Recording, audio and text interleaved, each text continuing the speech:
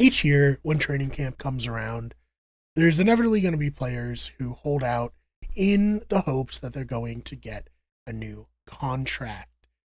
Starting off with my beloved Miami Dolphins, we have Johnny Smith. Johnny Smith set franchise records for the Dolphins last year at the tight end position. He has 1 year left on his deal, and unfortunately, it looks like the Dolphins are not only playing hardball, but they're playing, hey, if you don't like what we're giving you, you can hit the road, which sucks because he was a pretty dynamic part of the offense last season. Obviously, he wouldn't have set franchise records for the tight end position if he wasn't a dynamic piece of the offense. But the Dolphins are apparently changing their culture, and in years past, they've rewarded players for holding out. I guess they're not doing that anymore.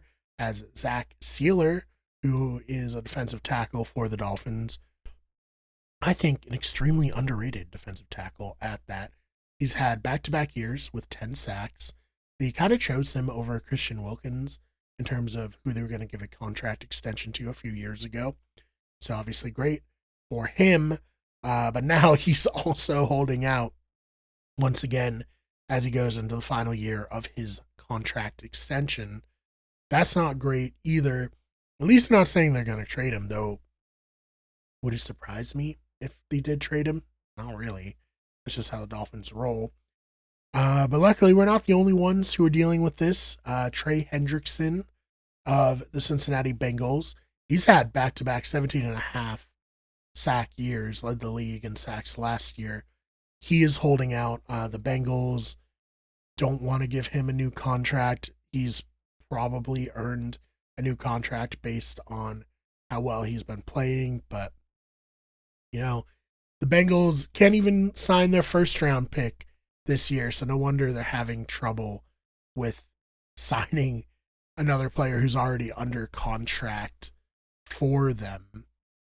So, that I think he will get a new contract. I don't see how you could possibly give up on a player who's had 35 sacks in 2 years. That would be extremely, extremely ridiculous.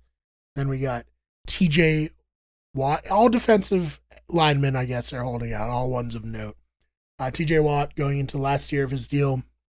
He's a 7-time Pro Bowler, the heart and soul of the defense for Pittsburgh. Be very surprising to me if they didn't work something out here. But again, they're going to play hardball for a little bit with TJ Watt.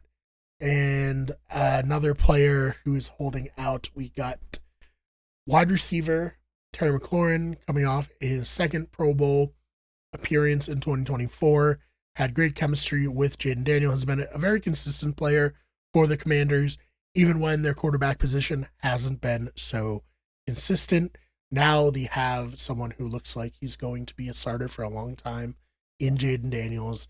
And Terry McLaurin is like, hey, I've stuck with you through thick and thin. I would like to be rewarded for that. And I would imagine that he will get a new contract. If we go through it, Johnny Smith, will he get a new contract? Maybe with another team. It seems that he's going to get traded. There's been whispers that the Pittsburgh Steelers are interested in him and Jalen Ramsey, which would be very interesting for Miami. They'd hopefully get a decent haul if both of those players are being traded to the same team. Trey Hendrickson, he'll get a new deal for sure. TJ Watt will get a new deal. One of them will sign first, and the other one will get more money. Probably what's going to happen there. Terry McLaurin, I would imagine, also will get a new deal from the Washington Commanders. Zach Sealer, I do think he will get a new deal as well. I think he's too important for the Dolphins on a team that their defense isn't going to be great next season, especially in the secondary.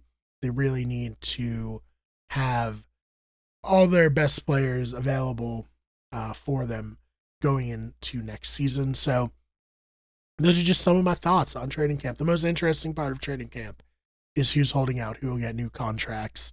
The least interesting part is people writing what the performances were, the stats were in training camp. I don't really think that stuff matters. if someone's looking horrible, sure, that matters. But like someone blowing all their teammates away in training camp, especially when they're either a rookie high pick or somebody who has been around for a while, is not that interesting or impressive to me. But what are your thoughts on all of this? Do you think that I'm right and who I think will get new contracts slash who I think will get traded? Basically, all of them will get new contracts except Johnny Smith, who will get traded. Essentially, let me know your thoughts in the comments.